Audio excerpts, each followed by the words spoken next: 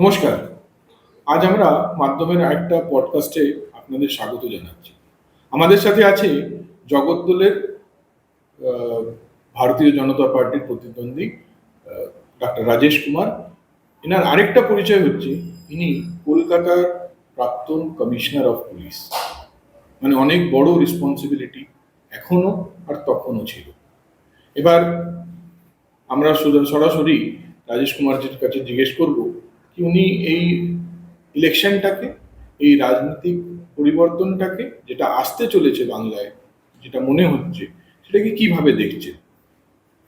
স্বাগত জানাই আপনাকে রাজেশ কুমারকে। নমস্কার। আমিও আপনাদের মাধ্যমের যেসব দর্শক আছেন তাদেরকে সকলকে আমার শুভেচ্ছা শুভকামনা জানাই। প্রথম প্রশ্নই জিজ্ঞেস করতে হয় যে আপনি তো প্রাক্তন আইপিএস, কমিশনার অফ পুলিশ, অনেক বড় রেসপন্সিবিলিটি। এত বড় কলকাতা, ব্রিটিশ যুগের কলকাতা, কমিউনিস্ট যুগের কলকাতা, টিএমসি যুগের কলকাতা, তিনটে কলকাতাকে দেখা যায়। এই কলকাতায় পুলিশ ব্যবস্থা আপনি দেখেছেন, সেইখান থেকে আপনি একটা কমপ্লিট ট্রানজিশন অফ প্রফেশন হচ্ছে। আপনি চার্টার্ড অ্যাকাউন্টেন্ট, সেই হিসেবে আপনি কোথায় দেখছেন যে প্রফেশনটা চেঞ্জ করে বা প্রফেশনটা নতুন জায়গায় পৌঁছিয়ে আপনার পুরনো পুলিশ পুলিশ কমিশনারের প্রফেশনটা আর একটা পলিটিক্যাল লিডারের প্রফেশনটার মধ্যে কি ডিফারেন্স, বা আপনার এই ডিফারেন্সটাকে আপনি অ্যাডপ্ট করার জন্য কেন এগিয়ে আসলে? নেই, দেখুন, আমি আপনাকে বলি, আমি 1990 ব্যাচের আইপিএস অফিসার এবং তারপরে আমি 35 থেকে একটু বেশি সময়, আমি 35 বছরের বেশি একটু সময় আমি সার্ভিসে ছিলাম। এই 31 জানুয়ারি 2026-এ আমি অবসর নিলাম। এখন যখন আমি আইপিএসে ছিলাম তখন আমার একটা প্ল্যাটফর্ম ছিল জনমানসের সেবা করা এবং তাদের জন্য কাজ করা। আমি আমাদের বিশ্বের सबसे लोकप्रिय प्रधानमंत्री नरेंद्र मोदी जी के, अमित शाह जी के, शुभेंदु अधिकारी जी के, समित भट्टाचार्य जी के সকলকে আমি ধন্যবাদ জানাই कि তারা আমাকে একটা অপরচুনিটি দিলেন।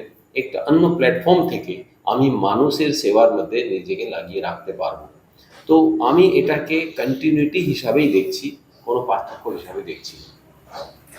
এবং একটা ছোট্ট আরো প্রশ্ন উঠে এসছে যে 35 বছর আপনি কলকাতায় আইপিএস এর মাধ্যমে, পুলিশের মাধ্যমে সেবা দিয়েছেন। এই 35 বছরের মধ্যে 15 বছর ছিল টিএমসি আর প্রায় 20 বছর ছিল কমিউনিস্ট পার্টি। তো এই দুটো পার্টি আপনাকে কেন অ্যাট্রাক্ট করলো না, কিন্তু বিজেপি আপনাকে অ্যাট্রাক্ট করলো, যার কোনোদিন এখানে শাসন ব্যবস্থাই ছিল না? এটা আপনি খুব ভালো প্রশ্ন করেছেন। এটা পশ্চিমবঙ্গের একটা দুর্ভাগ্যের 50 বছর কালো ইতিহাস মতোই এটা লেখা হবে কি যেখানে কোনো উন্নয়নমূলক কোনো কাজ হয়নি। এখান থেকে সব ইন্ডাস্ট্রি কন্টিনিউয়াসলি এখান থেকে পলায়ন করেছে। সব সময় কর্মসংস্থানগুলি বন্ধ করা হয়েছে, মানুষের সেবার জন্য কোনো প্রকল্প করা হয়নি। আমরা যেটা আমিও দেখলাম কি পার্টিকুলারলি এই টিএমসি শাসনের মধ্যে কোন অফিসার আছে যারা সব থেকে বেশি পুরস্কৃত হবে। তো এটা খুব সোজা পরিভাষা আছে, ছোটি চাটা অফিসারদেরকে পুরস্কৃত করা। আমাকে দুবার ইলেকশন কমিশন, একবার 2019-এ কমিশনার অফ পুলিশ কলকাতা করলো, একবার আমাকে 2021-এ ইলেকশন কমিশনই আমাকে এডিজি ওয়েস্টার্ন জোন করলো। এবং এডিজি ওয়েস্টার্ন জোন হয়ে আমার আন্ডারে যে 8টা জেলা ছিল তার মধ্যে একটা ছিল পূর্ব মেদিনীপুর, যেখানে নন্দীগ্রাম কনস্টিটিউয়েন্সি ছিল। দুবারই আমাকে যখন ইলেকশন কমিশন পজিশন দিল কিছু কাজ করার জন্য, ওর আমরা ফ্রি অ্যান্ড ফেয়ার পোল করাতে পারলাম, তার ডাইরেক্ট রেজাল্ট এটা হলো কি আমাকে কয়েক মাস পর করে কম্পালসারি ওয়েটিংয়ে বসে থাকতে হলো। এত সিনিয়র পজিশন থাকা সত্ত্বেও আমাকে কোনো পোস্টিং দেওয়া হয়নি। আর তারপরেও 5-6 মাস 7 মাস পরেও যখন পোস্টিং দেওয়া হলো, একদম আইদার নন পুলিশ কোনো পোস্টিং দেবে या একদম ওয়ার্স্ট পোস্টিং দেওয়া হবে। তো আমরা তো এটাকে চাকরি হিসাবে আমাদেরকে মেনে নিতে হবে কি এটা তো মাথা নত আমরা করতে পারবো না কোনো কারণেও। আমরা তো এই চুটি চাটা অফিসারদের মধ্যে নিজের নাম লেখাতে পারবো না। তো এই জন্য আমি সফর করেছি।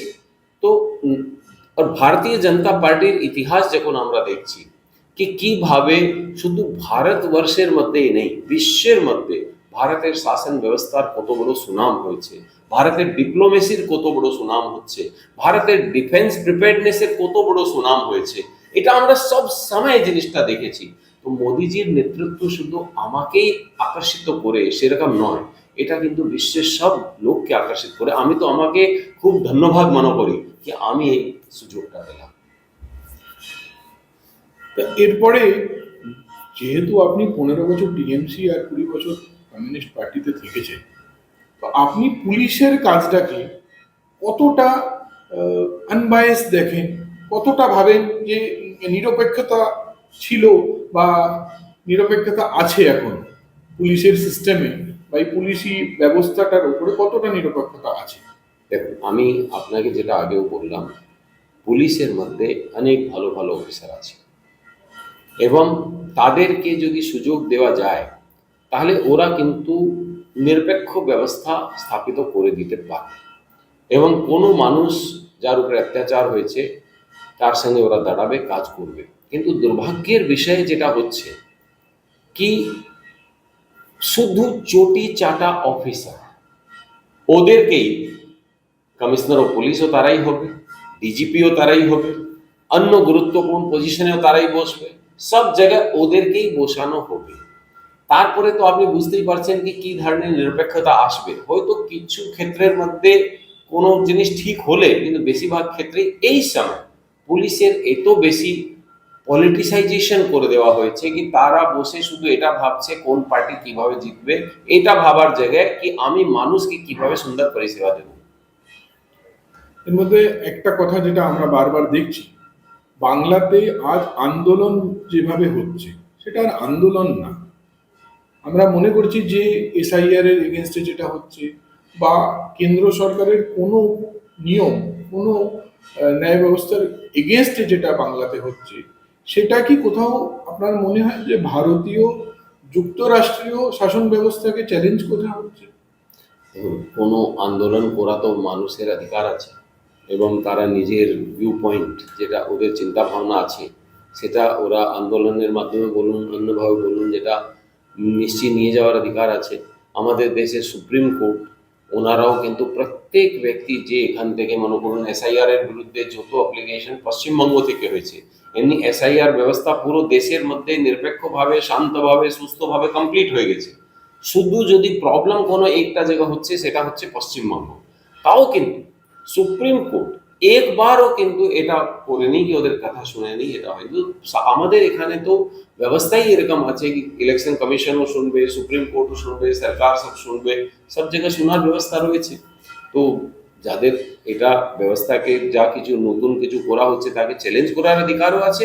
তো আমাদের ব্যবস্থাও আছে যেটা তারা ওর মধ্যে দুপক্ষকেই শুনে ভালো একটা রায় দেবে, সেটাই কার্যকর হবে। পশ্চিমবাংলায় আজকে যে আহ, পরিস্থিতি চলছে, পুলিশের প্রশাসন ব্যবস্থা যা চলছে, সেটা কি আপনি মনে করেন যে জাতীয় সুরক্ষা বা যেটা ন্যাশনাল সিকিউরিটি বলা যায়, সেই ন্যাশনাল সিকিউরিটিকে চ্যালেঞ্জ করা হচ্ছে? বা বাংলাদেশ থেকে যা বাংলাদেশের রাজনৈতিক পরিস্থিতি বা বাংলাদেশে যা আজ ঘটনা ঘটছে, এটা আমরা রোজ দেখতে পাচ্ছি, সেই বাংলাদেশের রাজনৈতিক পরিস্থিতি আর আমাদের জাতীয় সুরক্ষা, এই দুটোকে কি ইন্টারলিঙ্কড আপনি পাচ্ছেন বা কি চ্যালেঞ্জ পাচ্ছেন? দেখুন, অনেক জায়গায় আমাদের বর্ডার ফেন্সিং কমপ্লিট হয়নি। এছাড়াও পুলিশকে তো কোনো কাজ করতেই দেওয়া হচ্ছে না বর্ডার এরিয়াতে।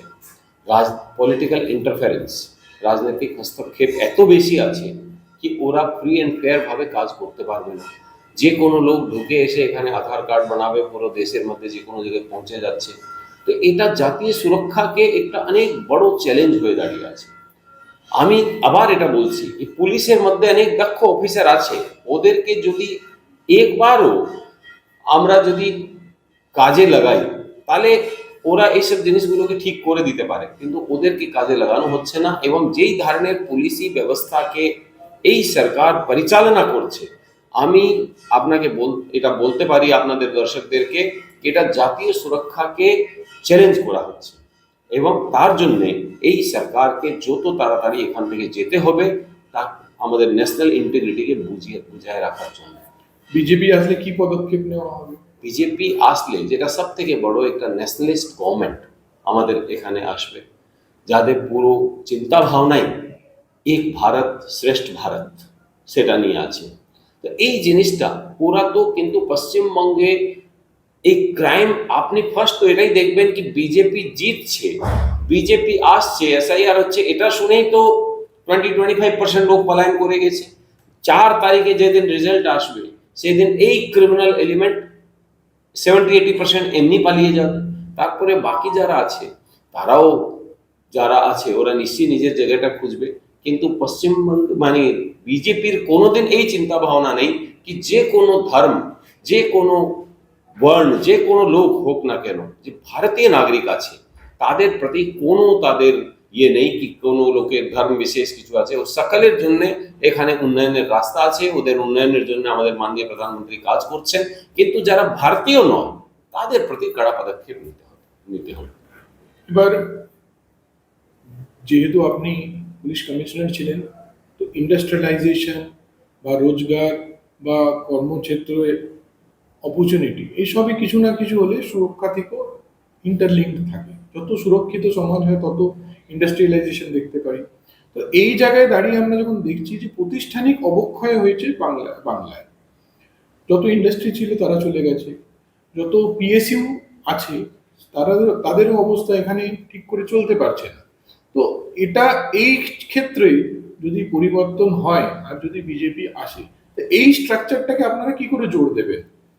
দেখুন এখানে তো যেভাবে অত্যাচার করা হয়েছে, আমি জগদ্দলেই বলি আপনাকে, অকল্যান্ড জুট মিলের ম্যানেজারকে পিটানো হয়েছে, 2-3 দিন আগে এক সাইডে চুরি হয়েছে, ম্যানেজমেন্টকে ধমকে যারা চুরি করেছে ওদেরকে আবার রাখার জন্য বাধ্যতা করাচ্ছে। তো এরা তো যেই ধরনের কাজ করছে, আজকে 6,000 থেকে বেশি কোম্পানি পশ্চিমবঙ্গ থেকে পলায়ন করে গেছে, সরকারি বেসরকারি কর্মসংস্থান বন্ধ হয়ে গেছে, ভালো ঘরের বাচ্চার যারা আছে ছেলে মেয়ে তাদেরকে আমাদের বঙ্গভূমিকে ছেড়ে অন্য প্রদেশে যেতে হচ্ছে কাজ করার জন্য।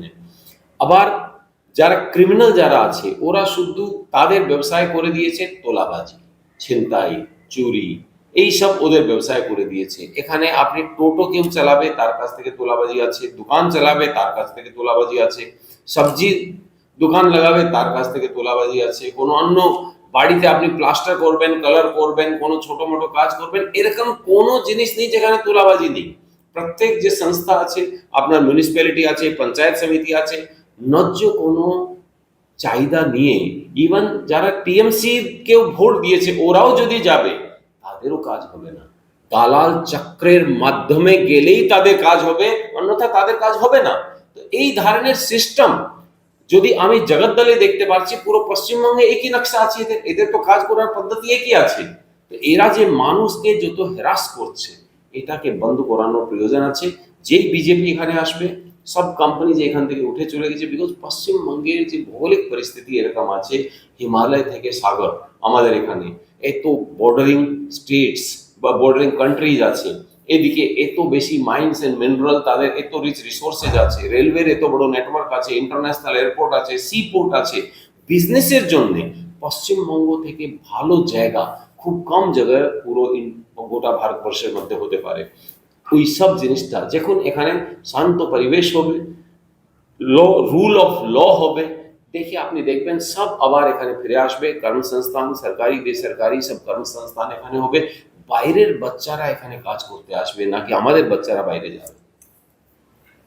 একটা কথা বলছে টিএমসির কিছু লোকেরা যে বিজেপি যারা করে তারা অসভ্য, যা বিজেপিকে ভদ্র বাঙালিরা পছন্দ করে না। এবার আপনি তো PhD holder, chartered accountant, police commissioner ছিলেন, আপনি তো প্রথম সারির লোক, আপনি তো এই সোসাইটির সমাজের প্রথম সারির লোক। সেই জায়গায় দাঁড়িয়ে আপনি আপনার কি বক্তব্য যে প্রথম সারির লোকেরা, ভদ্র বাঙালিরা বিজেপিকে কেমন ভাবে দেখে বা বিজেপিকে কেমন ভাবে অ্যাকসেপ্ট করছে? দেখুন আমি আপনাকে বলি, আমার তো রাজনীতিতে এটা প্রথম আমার পাপ।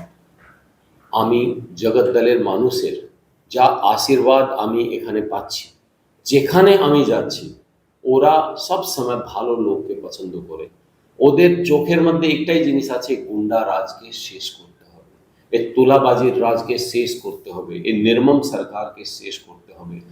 আমি এত জায়গা আমাদের এখানে তো আপনি মনে করুন 90% বাঙালি পপুলেশন আছে, এবং এত ভালো লোক আমাকে এত আশীর্বাদ দিচ্ছে, এবং এর এর মধ্যে কোনো দ্বিধা নেই বলতে কি ওরা বিজেপিকে চাইছে, বিজেপিকে আশীর্বাদ দিতে চাইছে, শুধু একটাই ওদের ভয় আছে, এই গুন্ডারা ভোট দিতে দেবে তো। এ যারা বলছে আপনাকে কি বিজেপি অসভ্য, তারা গুন্ডাগর্দি করে ভালো মানুষকে ভোট দিতে দিচ্ছে না, আর তাকে ওরা ভাবছে কি লোকজন ওদেরকে ভোট দিচ্ছে। এই জিনিসটা এবার আমার ইলেকশন কমিশনের উপরে পূর্ণ আস্থা আছে কি এবার নিরপেক্ষভাবে ফ্রি এন্ড ফেয়ার ইলেকশন হবে। এই নিরপেক্ষ ইলেকশনের মধ্যে এরা উড়ে যাবে, আপনারা দেখবেন। যেমন আপনি বললেন, এবং বাঙালিকে লোকে চেনে ক্ষুদিরাম বোসের নামে, রবীন্দ্রনাথের নামে, আহ, নেতাজি সুভাষ বোসের নামে, স্বামী বিবেকানন্দের নামে। সেই জায়গায় আজকে বাঙালিকে কার নামে চিনছে? আপনার কি মনে হয় যে বাংলার বাইরে বাঙালি 3 কোটি, 3.5 কোটি প্রবাসী বাঙালি থাকে, তাদের মধ্যে বা অন্য নন বেঙ্গলিদের মধ্যে বাঙালির আজকে কি পরিচয় হয়ে দাঁড়িয়েছে? আপনি কি মনে করছেন বা আপনার কি বক্তব্য এই বিষয়ে? দেখুন, আমি তো আপনাকে এটা বলি কি যত মানে এই যেটা আমাদের সুভাষচন্দ্র বোস আপনি বলুন, ক্ষুদিরাম বোস বলুন, या এখানে যত ধরনের স্বতন্ত্রতা সংগ্রাম আন্দোলন হয়েছে, রবীন্দ্রনাথ টেগোর বলুন, আপনি যত লোক এর মধ্যে যুক্ত ছিল, পশ্চিমবঙ্গ কিন্তু সব থেকে বড় লিড ওই সব প্রোগ্রামে দিয়েছে। মানে পশ্চিমবঙ্গর জন্য আজকে দেশের স্বাধীনতার মূল যদি কারণ দেখা যায়, তো ওর মধ্যে আমাদের নেতাজি সুভাষচন্দ্র বোসের অনেক বড় অবদান ওর মধ্যে রয়েছে। তো আমরা পুরো ভারত কিন্তু পশ্চিমবঙ্গের দিকে তাকিয়ে আছে, নট শুধু স্বাধীনতা সংগ্রামের দিকে নেই। আপনি এদিকে স্বামী বিবেকানন্দকে দেখুন, চৈতন্য মহাপ্রভুকে দেখুন, রামকৃষ্ণ পরমহংস দেবকে দেখুন, এবং যদি অন্যভাবে আমরা দেখি স্বামী যোগানন্দজিকে আপনি দেখুন, লহরি মহাশয়কে দেখুন, কত বড় বড় নাম যারা আধ্যাত্মের ক্ষেত্রেও এত বেশি উন্নতি করে সকলকে মার্গদর্শন দিয়েছে এবং অন্য পথটা দেখিয়েছে।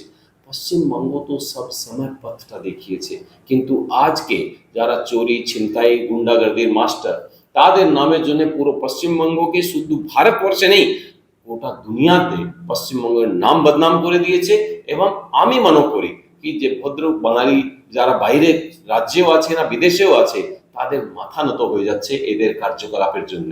এটা কিন্তু সময় শেষ হয়ে এসছে। আমি তাদেরকে আপনাদের মাধ্যমে আশ্বাস দিতে চাই, আর 4 মে যাওয়ার পরে আপনি কিন্তু সেই হিসাবেই আপনি মাথা উঁচু করে কাজ করতে পারবেন, যেটা আমাদেরকে একাডেমিতে যেটা শিখিয়েছিল। যেমন লাল বাহাদুর শাস্ত্রী ন্যাশনাল একাডেমিতে আমি প্রথম ট্রেনিং এ গেলাম, তখন আমাদের তো একাডেমি সঙ্গই ছিল ওটাই, হও ধর্মতে ধীর, হও কর্মতে বীর, হও উন্নতশীল নাহি ভয়। ওই জিনিসটাই আছে, বাঙালি তো এই জন্য জানাই আছে বাঙালিদেরকে এই উন্নতশীল করে ওরা থাকতে পারবে, এটা আমি বলতে চাই। এই পডকাস্টের লাস্ট প্রশ্নের দিকে আসলাম, যে আপনি মাথায় আপনার অশোক স্তম্ভ ছিল, টুপিতে আপনার কাঁধে আপনার অশোক স্তম্ভ ছিল, আজকে গলায় পদ্ম ফুল। এবার অশোক স্তম্ভ থেকে পদ্ম ফুলের যাত্রাটায় আপনার পরিবারজন, আপনার বন্ধু বান্ধব কি হিসেবে সাপোর্ট করছে, আর ফিউচারে কি হিসেবে সাপোর্ট আপনি দেখছেন তাদের? দেখুন, যখন অশোক স্তম্ভ ছিল সেটাও মানুষের সেবা করার জন্য ছিল, ওর পদ্মফুল যে আমাকে আশীর্বাদ দিয়ে আমাদের যারা আদরণীয় মোদিজি এবং অন্যান্য লিডাররা আমাকে আশীর্বাদ দিয়েছে, এটাকেও আমি সেবার মাধ্যম হিসাবেই দেখছি। আমার পরিবার, আমার স্ট্রেংথ আমার পরিবার আছে।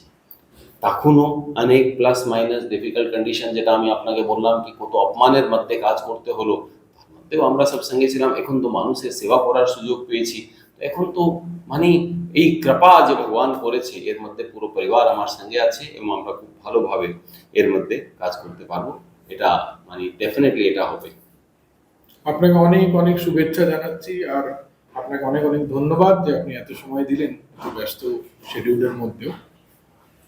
আমরা আবার ডক্টর রাজেশ কুমারের সামনাসামনি হব, নতুন পরিচয়ে হব। এখন সে ক্যান্ডিডেট, তখন সে হয়তো এমএলএ হয়ে যাবেন, তারপরে আবার দেখা হবে ওনার সাথে। ধন্যবাদ।